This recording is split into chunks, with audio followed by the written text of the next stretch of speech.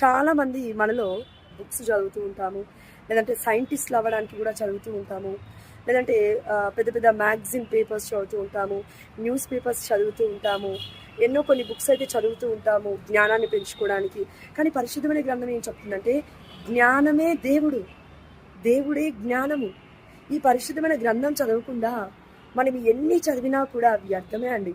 కాబట్టి దయచేసి గుర్తుపట్టండి, ప్రతి క్రైస్తవుడు కూడా ఆత్మతో పాటు ఈ శరీరాన్ని ఈ లోకములో నలగొట్టుకొని విరగొట్టుకొని దేవుడి మహిమార్థమై పరలోక రాజ్యం కోసం ఈ లోకంలో బ్రతకాలంటే అతి కష్టమైన పని. కాబట్టి ఆత్మకి ఆహారం అవసరము, ఆత్మకి నడిపింపు అవసరము, ఆత్మకి దాహం ఉంది, ఆ దాహాన్ని తీర్చడం మనందరి యొక్క బాధ్యత.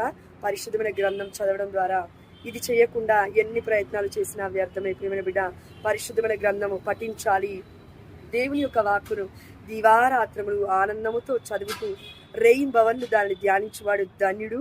ఏటి ఒడ్డున నాటగా సకాలమున పండ్లనిచ్చు చెట్టు వలె వృక్షమై పెరుగుతాడు. ఆమేన్. పచ్చగా వర్ధిల్లుతాడు. ఆమేన్.